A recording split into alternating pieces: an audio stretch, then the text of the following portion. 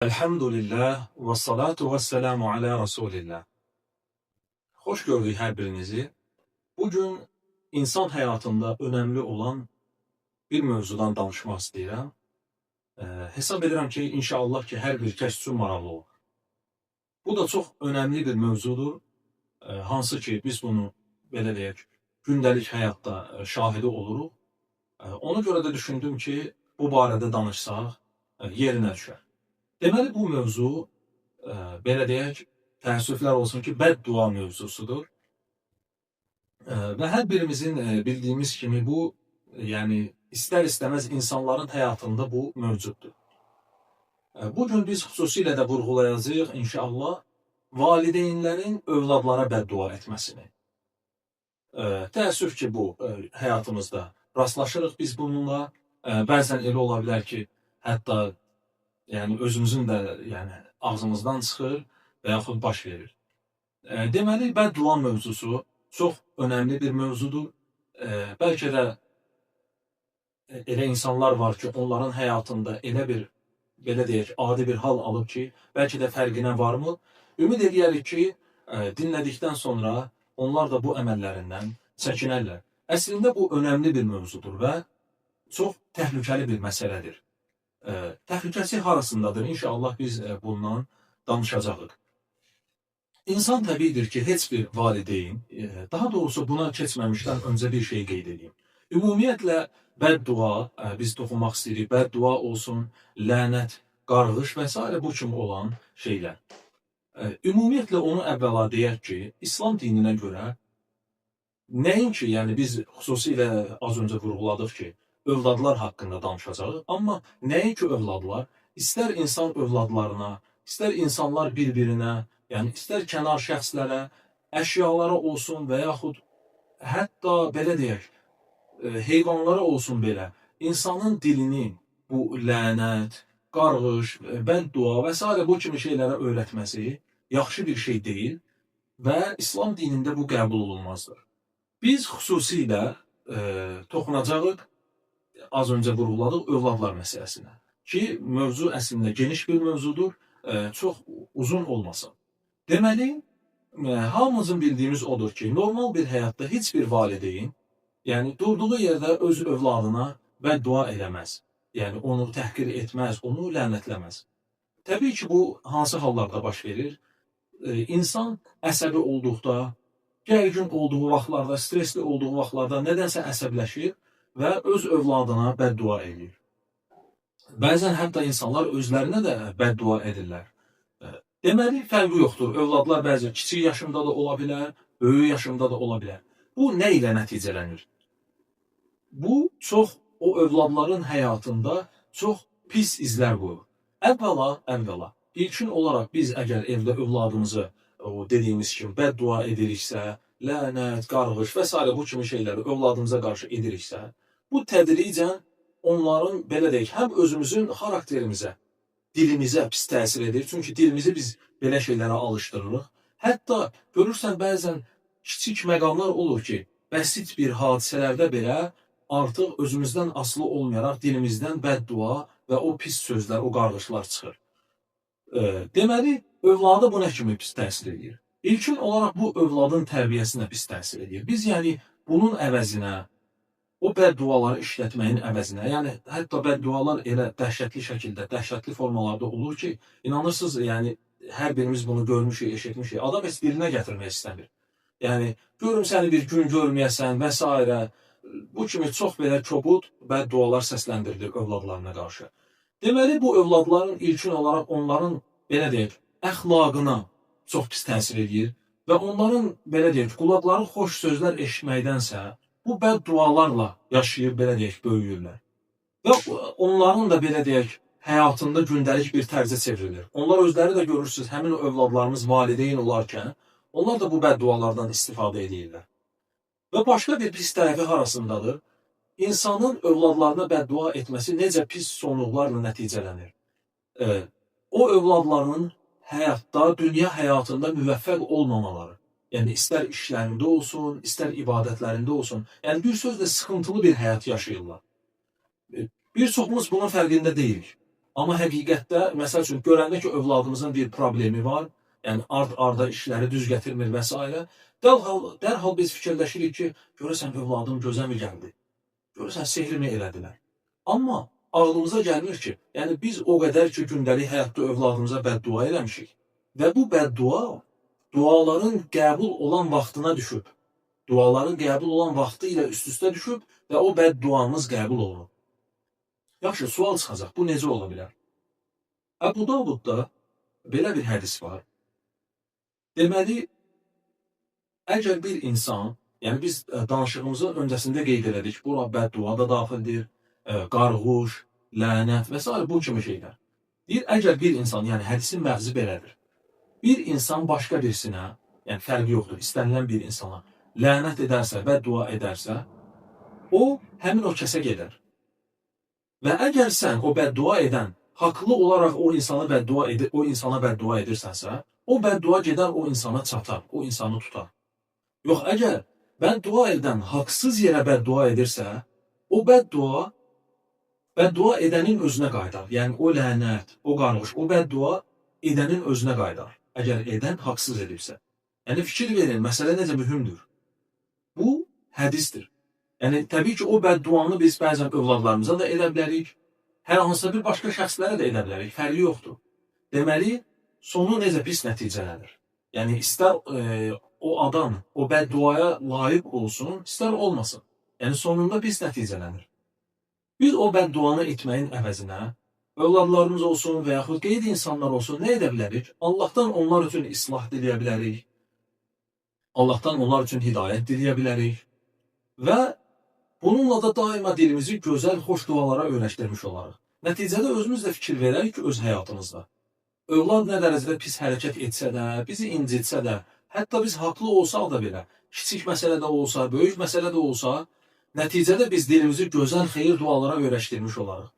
Və necə ki, biz az öncə vurğuladıq ki, insan bəddua edər və insanın etdiyi bəddua, duaların qəbul olan, yəni müstəcəb vaxtı ilə üst-üstə düşər və insanın bədduası qəbul olarsa, eləcə də dilimizi xeyir dualara öyrəşdirsək, bizim etdiyimiz hər dəfə xeyir dualar etdikcə, o da duaların qəbul olan vaxtına uyğun gələ bilər və bizim o gözəl dualarımız qəbul olar və bizim o övladımız islah olmuş olar.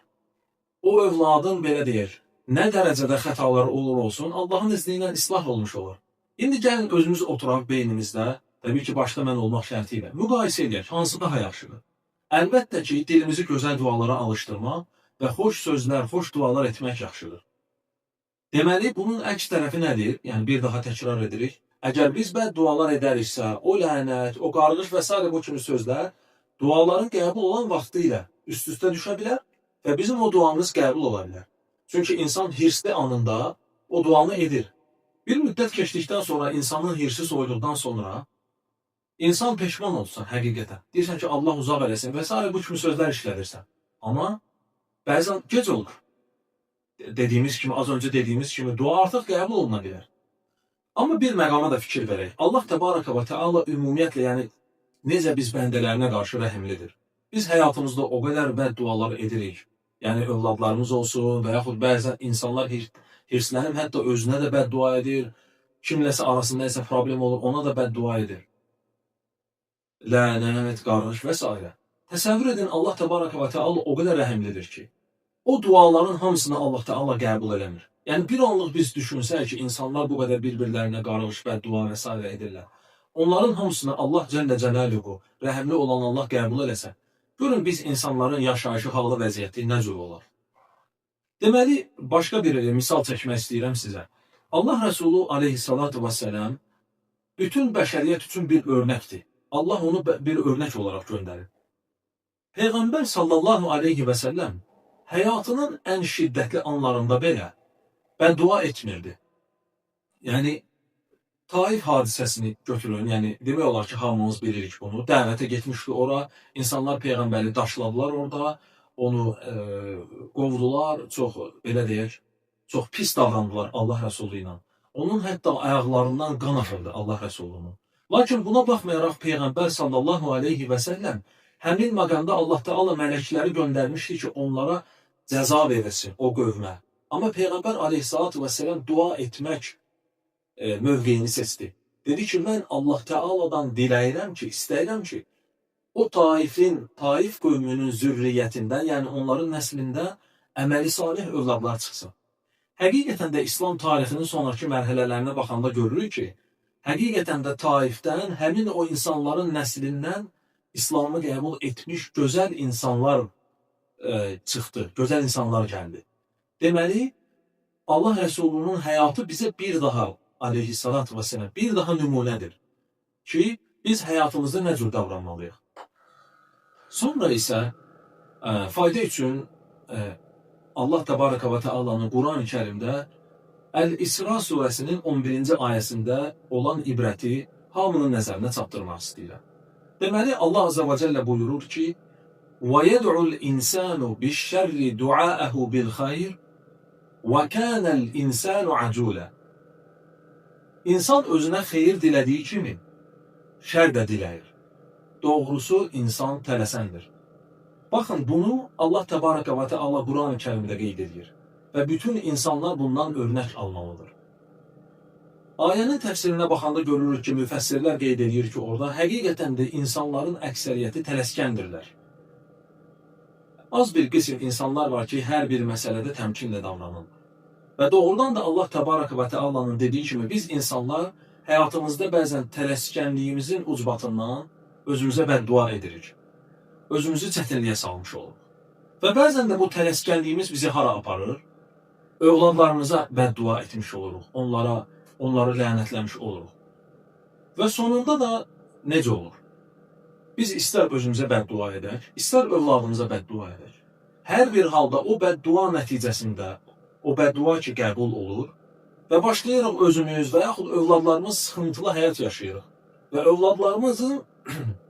övladlarımızın o sıxıntılı həyat yaşaması dolayısıyla gəlib bizə də təsir edir. Çünki valideyn gözünün önündə görəndə ki, övladı iş tapa bilmir və yaxud imanı çox zəifdir, günahlara meyl edib, ailə həyatında sıxıntıları var və s. və Allahım. Övladı ilə bərabər, hətta övladından da artıq valideyn sıxıntı çəkir. Valideyn narahat olur, valideyn əziyyət çəkir. Və bu da nə deməkdir? Deməli, biz zaman keçdikcə etdiyimiz o pis duaların, o qarğışların mənfi təsirlərini bu həyatımızda görürük. Və əgər övladımıza biz daim xeyir dualar edəriksə, o övladın müvəffəq olması ilə nəticələnər. Və övladımızın müvəffəq olması, əməli salih olması, o həm onun özü üçün, həm də bizim üçün xeyirdir. Çünki əməli salih övlad həm bu dünyada, həm də axirətdə valideyn üçün belə deyək, gözəl bir nəticədir. Allah Teala bizləri bağışlasın, Allah Teala bizləri müvəffəq eləsin, daima dilimizdə xeyir dualar olsun. Və hər birimiz bu yolda çalışmalıyıq, cəhd eləməliyik. Düzdür, arada ola bilər insanıq. Xüsusilə də o insanlar ki, vərdiş edirlər həyatlarında, ilk başlanğıcda biraz çətin olacaq. Ağzımızdan çıxacaq o sözlər. Lakin Allahın izni ilə zaman-zaman bunu tərk edəcəyik. Və çox şeyxlərin biri dərsdə bunu vurğulamışdı. Həmin bu övladlara bəddua etməklə bağlı danışırdı və şeyx çox ibrətamiz bir hadisə danışdı. Söhbətini başlayanda şeyx öncə dedi ki, yəni bir məscid imamıdır, bir şeyxdir. Deyir ki, müxtəlif valideynlər gəlir, müxtəlif bölgələrdən. Mənə deyir, müraciət edirlər ki, övladım belədir, həyatında uğursuzluqlar var, problemlər var, nə edək? Hətta deyir, valideynlər var ki, ağlayırlar. Yəni, çox narahatdırlar övladlarının bu həyatından, dünya həyatından, bir çox cəhətlərdən. Şeyx deyir, mən onlara bu ibrətamiz hadisəni danışdım, hansı ki, bu hadisəni də inşallah mən sizlərə danışacağım. Və təbii ki, şeyx onlara nəsihətlər edir, onlara istiqamətlər verir ki, nə edin, nəyə diqqət edin. Və oradan şeyx vurğuluyur ki, həqiqətən də belə valideynlər az deyil, yəni sayı çoxdur övladlarına bəddua edən. Bəzən nə olur ki, valideyn hətta övladına etdiyi bədduaları unudur və qayıdıb heç ona istiğfar da etməyib, tövbə də eləməyib. Və o övlad həyatında əziyyət çəkir, valideyn də artıq onu unudub səbəblərini də bilmir. Amma sən demə səbəb ki, valideynin elə özüymüş. Çünki həmişə hər hansı bir sıxıntı, problem olanda şeytan gəlir insana vəsvəsə edir, başlayırıq kimlərsə günahlandırmağa. Amma bu da mühüm bir məqamdır ki, buna da fikir verməliyik. İndi isə çox uzatmadan gəlirəm şeyxin danışdığı o ibrətamiz hadisəyə. Deməli, deyir ki, həmin o şeyx söhbət edir ki, deyir bir alim var idi, öz yaşadığı bölgədə insanları dəvət edir. Deyir, lakin o alimin bir qolu kəsik idi, yox idi. Və bu da insanlarda bir maraq mı deyim, bir qəribə bir fikir yaradırdı. Hətta bəzi insanlar düşünürdülər ki, o haçansı oğurluq edib, onun əli kəsilib.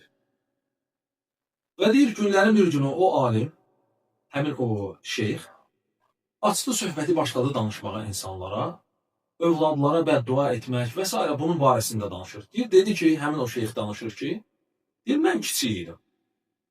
Və mən deyir, kiçik bir çöl quşunu, sərçəmi deyək, yəni bu tipli bir quşu götürmüşdüm, ayağına ip bağlamışdım, saxlamışdım, qoymurdum uçmağa və onu oynadırdım. Və anam da deyir, bu mənzərədən çox pis olurdu. Hər dəfə gəlib mənə deyirdi ki, ay bala, yəni bu heyvanı burax, bu əziyyətdir və s. Anam deyir, yazığı gəlirdi heyvana. Mən də deyir, uşaq idim. Və deyir, günlərin bir gün mən yenə də o heyvanı oynatdım, yəni biraz incitdim onu və ipi bərk çəkdim, anamın sözünə qulaq asmırdım və o quşun ayağı qırıldı. Həmin o şeyx deyir ki, anam gəldi, deyir, bu mənzərəni gördü, çox deyir, pis oldu anam, yəni təbii ki, hər birimiz görəndə bu şeyi pis olaraq. Deyir, anam da çox pis oldu. O dərəcədə pis oldu ki, deyir, anam deyir, mənə bəddua elədi ki, görüm sənin də əlin qırılsın, yəni kəsilsin. Və deyir, mən uşaq idim, üstündən bir müddət keçdi, yəni elə bir hadisə baş verdi ki, həqiqətən də deyir, mənim əlimi kəsdilər, yəni bu gördüyünüz əlim bu formada yəni kəsildi bir hadisə nəticəsində. Və subhanallah, Şeyx Qadir orada vurğulayır ki, bu deyir, anamın mənə etdiyi bədduanın nəticəsi idi. Deyir, düzdür, anam orada haqlı idi, anam pis olmuşdu. Dəfələrlə də mənə demişdi və anam pis oldu, mən deyir, başa düşürəm, anam deyir, yəni pis olduğundan dolayı bunu etmişdi. Amma şeyx deyir ki, o dua qəbul olmuşdu. Düzdür, deyir, şeyx deyir ki, orada anam qayıtdı, deyir, dedi ki, Allah uzaq eləsin. Yəni, bədduanı etdikdən sonra, bir müddət keçəndən sonra valideyn pis oldu. Yəni, ərəbcə o kəlmə var, onu işlətdi ki, yəni uzaq olsun, uzaq olsun. Amma görürsünüzmü, bəzən o duanın qəbul olduğu, duanın müstəcəb vaxtları var, o vaxtla üst-üstə düşərsə dua qəbul olar. Və şeyx deyir ki, gördüyünüz kimi indi mənim artıq yəni bir qolum yoxdur. Deməli, bu kimi ibrətamiz hadisələr həyatda baş verir. Bəzi insanlar bəlkə də bunun şahidi olur. Bəzi insanlar da heç bunun fərqinə varmır, şahidi olmur.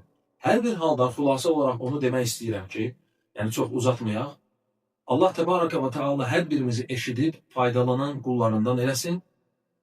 Diqqətli olaq, əgər övladlarımızın bu dünyada və axirətdə səadətini, xoşbəxtçiliyini istəyiriksə, onlardan biri də övladlarımıza daima xeyir dua etməkdir, onlara da dua etməməkdir. Və unutmayaq ki, Peyğəmbər aleyhissalatü vesselam bəyan edərkən bizlərə vurğulayıb ki, valideynin duası övladın həyatında çox mühümdür.